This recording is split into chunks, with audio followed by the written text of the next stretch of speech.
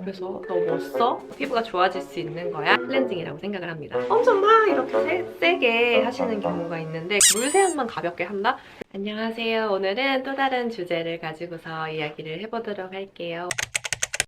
요즘 제가 영상을 올리고 또 여러 사람들이랑 이제 이야기를 하다 보니까 저한테 질문들을 많이 하시는데 그 질문들 중에 대부분이 저보고 그래서 너 뭐 써? 어떤 거 써? 스킨케어 그러면 너처럼 쓰면 피부가 좋아질 수 있는 거야? 약간 이런 질문들을 많이 하세요. 근데 제가 생각했을 때 제품도 너무너무 중요하죠. 이렇게 어떤 제품을 바르냐에 따라서도 달라지기도 하지만 제가 봤을 때 이제 제품보다는 클렌징이 정말 중요하다라고 생각을 하는데요. 어떤 피부 타입인지 그리고 어떤 클렌징을 쓰는지 꼭 그런 질문을 저한테 해주시면 저는 이제 다시 여쭤봐요. 그래서 이제 스킨케어의 바로 0단계가 저는 클렌징이라고 생각을 합니다. 이제 왜 클렌징이 그렇게 중요한지에 대해서 말씀을 먼저 드리고자 하는데요. 클렌징이 중요한 이유는 좀 단순한 것 같아요. 왜냐하면 피부 구조 때문인데요. 피부 구조가 각질층 그리고 그 밑에 표피, 그 다음에 진피 이렇게 구조가 되어 있는데 스킨케어에서 만약에 어떤 제품을 바를 때 이 스킨케어 바른 제품이 통과를 하려면 첫 번째 통과를 해야 되는 그 층이 바로 각질층이에요. 그래서 이 각질층을 만약에 통과하지 못한다면 유효 성분들이 안으로 침투를 하지 못하기 때문에 클렌징이 굉장히 중요하다라고 얘기를 드리고 싶어요. 그래서 이 각질층에 노폐물이나 뭐 먼지라든지 유분이라든지 이렇게 쌓여 있거나 클렌징이 제대로 되어 있지 않으면 아무리 비싸고 좋은 제품을 바르더라고 하더라도 이게 흡수가 안 된다는 그런 사실을 느끼실 수가 있을 거예요. 스킨케어가 잘 안 먹는 이유가 세 가지가 있다고 저는 생각을 하는데요. 보통 사람들이 예전에는 괜찮았는데 이 제품이 왜 안 먹지? 이런 생각을 하시는 분들이 계실 텐데요.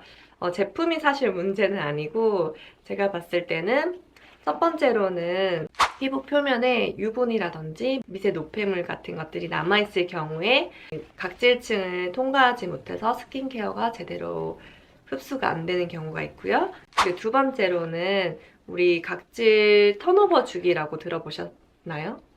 턴오버 주기는 근데 보통 28일 주기로 하는데 이게 흐트러지게 되면은 각질이 뭐 많이 쌓였다가 아니면 또 탈락했다가 이 주기가 흐트러졌을 경우에도 뭐 스킨케어가 제대로 안 먹힌다라고 생각을 하시는 경우가 있고요. 그리고 세 번째로는 지금처럼 좀 추워지고 환절기라든지 아니면 겨울철 이럴 때 피부가 제일 좋아하는 pH가 약산성이에요.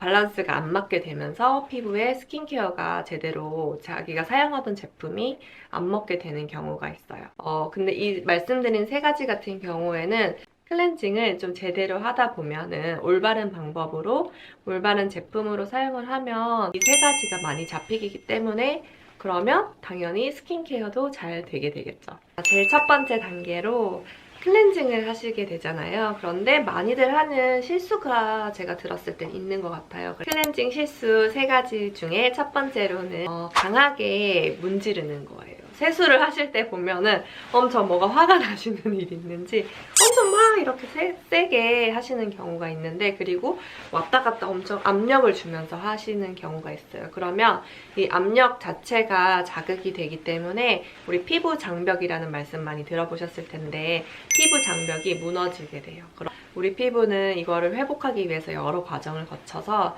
스킨케어가 제대로 되지 않고 점점 나아가다 보면은 피부가 많이 붉어지거나 뭐 손상이 가는 경우가 생기게 됩니다. 두 번째로는 생각보다 뜨거운 물에 하시는 경우가 많아요. 우리 피부에 천연 지질막이 있는데 이 지질막이 녹아져 또 손상을 갈 수가 있어요. 그래서 미지근한 물로 하시는 게 제일 좋고요. 클렌징을 할 때 실수하시는 세 번째 이유로는 세수를 엄청 금방 끝내는 경우가 있어요. 저희 아이들 같은 경우도 세수하라고 하면 이렇게 하고 그냥 끝나거든요. 그런데 그렇게 하시다 보면은 노폐물이 제대로 씻겨 나가지 않는 시간이라서 우리가 손 씻기 할 때도 1에서 6단계 이렇게 손 씻으라고 많이들 권고사항을 하시잖아요. 그것처럼 피부 세안을 하실 때도 한 10초에서 20초가 아니라 한 60초 가까이 이렇게 오랫동안 하시는 게 훨씬 더 노폐물을 지워내는 데 좋습니다. 그래서 이 클렌징 방법을 좀 교정을 하시면 확실히 똑같은 제품이라고 하더라도 흡수가 많이 달라졌다라고 생각이 확연하게 느껴지실 거예요. 네, 좋은 클렌징 조건에 대해서 이야기를 해보도록 하겠습니다. 제가 생각하기에는 세 가지가 있는데요. 첫 번째로는 유화가 잘 되는 제형이고요. 유화라고 하는 것은 어떤 거냐면 기름이랑 노폐물이랑 물이 있어요. 그럼 이게 잘 섞이게 되면서 약간 우유처럼 변하게 되는데 그게 잘 돼야지 노폐물만 싹 없어지고 피부 장벽은 지킬 수가 있거든요. 예를 들어서 우리 기름 묻은 그릇이라고 생각을 했을 때 따뜻한 물을 부으면 이제 기름만 싹 이제 씻겨져 나가는 걸 보실 수가 있어요.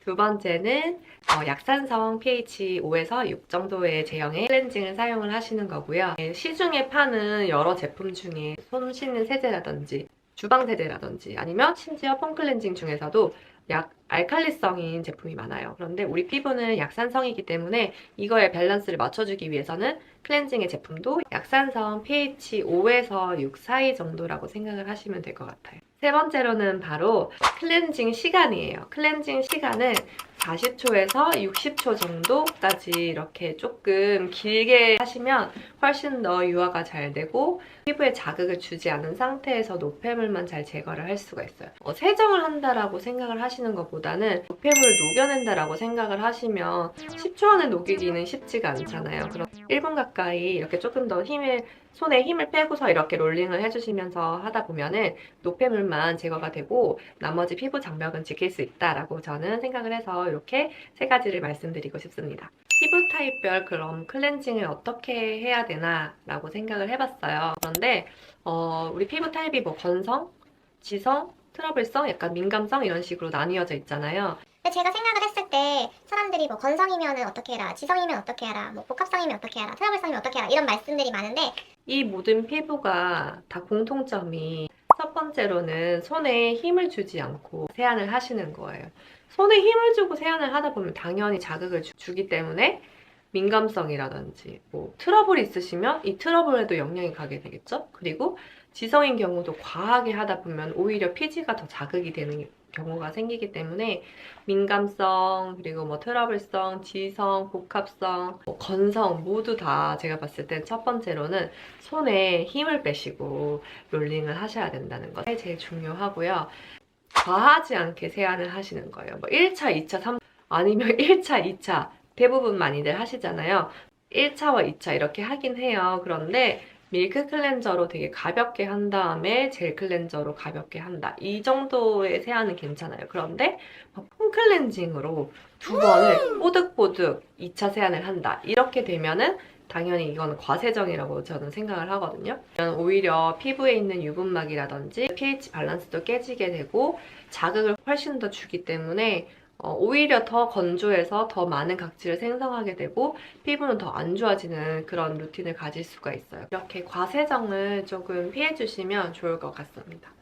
저의 클렌징 루틴에 대해서 궁금해 하시는 분들이 또 있으실 것 같아서 말씀을 드리자면 영차 세안제로서 밀크 클렌저를 가지고 충분한 양을 얼굴에 노폐물을 녹여내듯이 가볍게 롤링을 해주고 헹궈내고요. 그 다음에 저는 겔 클렌저가 있어요. 좀 가볍게 마무리를 해주는 편이에요.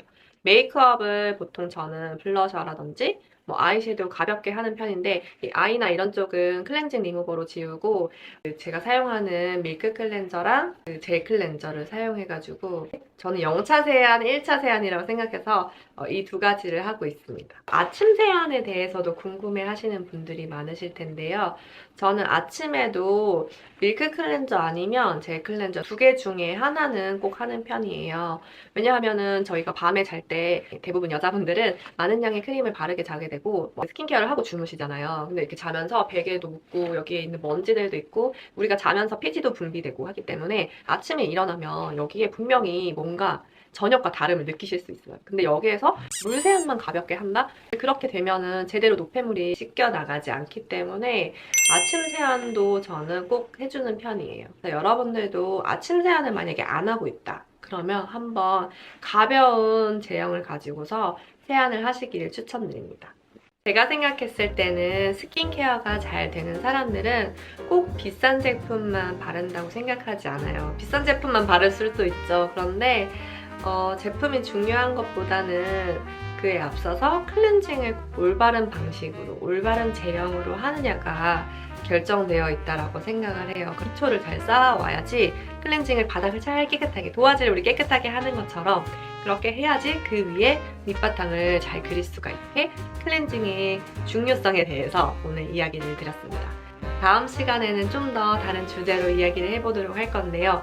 오늘 주제가 마음에 드셨다면 좋아요랑 댓글도 많이 달아주시고 구독도 부탁드립니다. 감사합니다.